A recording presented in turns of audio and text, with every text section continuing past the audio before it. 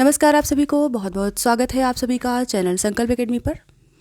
इस वीडियो में हम सिर्फ आपसे ये बात करने आए हैं कि आप बहुत लगातार प्रयास करते करते जब थक जा रहे हैं तो काफ़ी लोग मैसेज करते हैं नोट्स कैसे बनाएं, क्या करें, आपने कैसे पढ़ा था। बहुत सारे सवाल ऐसे हैं जिनके जवाब मैं कई बार कई वीडियोज़ में दे चुकी हूँ, लेकिन फिर भी ज़रूरत लग रही है तो मैंने सोचा क्यों ना कि आपको यही बता दें कि भाई नोट्स कैसे बनाएं।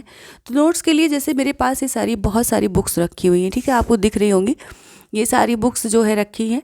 तो जब भी पढ़ने का एक पैटर्न मतलब एक मन करता है ना पढ़ने का, तो उस समय आप जब भी किसी टॉपिक को लेके बैठें तो उस टॉपिक की अन्य जो है 3 बुक 4 बुक जो भी पास में अवेलेबल हों उन सबको लेकर के बैठें, उनको अंडरलाइन करके और उसके साथ में अपनी कॉपी में पर्सनल नोट्स शॉर्ट्स नोट्स बनाते चलें। यानी कि एक टॉपिक अगर आपने कहीं से भी उठाया, किसी भी बुक से उठाया, चाहे वो गोविंद पांडे की बुक हो, चाहे विश्वनाथ त्रिपाठी हो, चाहे रामचंद्र शुक्ल की बुक हो, या पुनीत राय को लेके पढ़ रहे हैं, या किसी मतलब गाइड टाइप की बुक है या कोई अथेंटिक बुक है, इन दोनों का मिक्सचर लेके चलिए। जैसे मान लीजिए गोविंद पांडे से आपने उठाया कोई टॉपिक या पुनीत राय से उठाया जिसको पढ़ रहे हैं, तो उसको कंफर्म भी करते चलिए। और जब आप एक ही चीज़ दोबारा दूसरी बुक से पढ़ेंगे तो वो अपने आप ही तैयार होती चली जाएगी और साथ में उसको नोट डाउन भी करते चलें। यानी कि आपके जो शॉर्ट्स नोट्स होते हैं वही एग्जाम के टाइम में आपके लिए सबसे ज़्यादा महत्वपूर्ण होते हैं। बाकी तो आपने कितना भी पढ़ लिया हो, कितना भी रट लिया हो, कितना भी समझ लिया हो, वो सब बहुत ही अच्छा नहीं उसका रिटर्न होता है। लेकिन जो आपने शॉर्ट नोट्स बनाए होते हैं उनको जब आपका एग्ज़ाम बिल्कुल नज़दीक होता है तो 10-15 दिन के अंतराल में आप उनको पूरी तरह से रिवाइज़ भी कर सकते हैं। और एक नज़र में सारे सिलेबस को रिवाइज़ कर पाना यही सबसे बड़ी कला है। पढ़ते बहुत लोग हैं, बहुत कुछ पढ़ते हैं, बहुत सारे टॉपिक्स पढ़ते हैं, बहुत कुछ पढ़ा भी रहे होते हैं, लेकिन फिर भी एग्ज़ाम क्रैक नहीं होता। तो कई चीज़ें जो हैं उनके जीवन में ऐसी होती हैं जिनसे वो कहीं ना कहीं मात खाते हैं और बाद में पेपर देने के बाद ये पछताते हैं कि काश कि मैंने ये कर लिया होता। तो ऐसी स्थिति आप अपने साथ नहीं आने देंगे। और क्या करेंगे कि आप अपने नोट्स बनाते चलेंगे। नोट्स बनाने के लिए मैंने कहा जब भी बनाने बैठें, जो भी टॉपिक आप पढ़ रहे हैं उस टॉपिक को अन्य 2-3 बुक में भी खोल के रखें साथ में। सबकी शैली अलग होती हो सकता है जिस बुक को आप पढ़ रहे हैं उसकी शैली आपको आपके अनुसार नहीं हो, आप उसको नहीं समझ पा रहे हो, नहीं पढ़ पा रहे हो, या ध्यान में इतना ज़्यादा नहीं ले पा रहे हो। बहुत ज़्यादा कहते हैं ना, कोई चीज़ जब हमें रुचिकर लगती है तब हमें वो पढ़ने में भी आनंद देती है।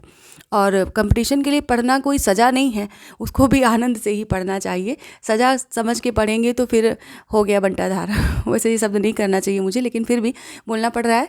और इसके अलावा जो है अपनी प्रैक्टिस ज़रूर करें। जब भी कोई टॉपिक ख़त्म हो उसके ऑब्जेक्टिव क्वेश्चन ज़रूर सॉल्व करें।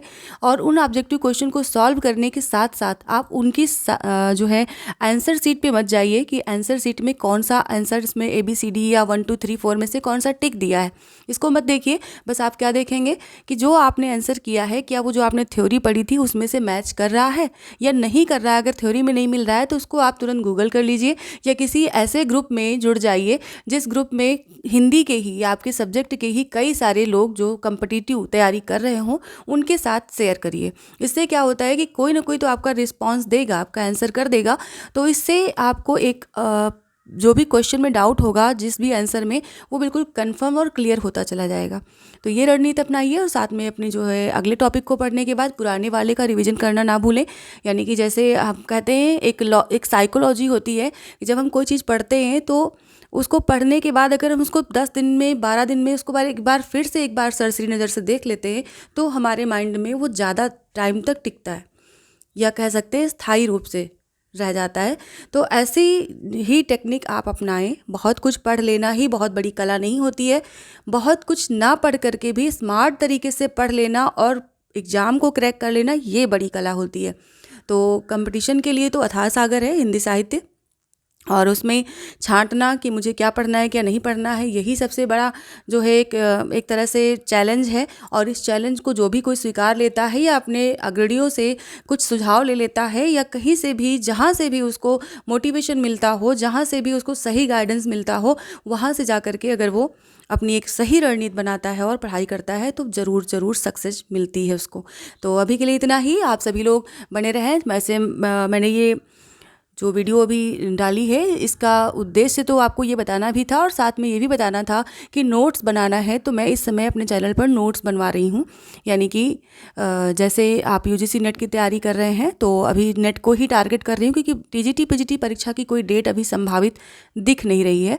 तो ज़्यादा जो है टाइम ना लेते हुए, और साथ में डीएसएसबी की भी वैकेंसी आ गई हैं, तो उनके लिए भी आप पढ़ाई करें और साथ में नोट्स बनाते चलें।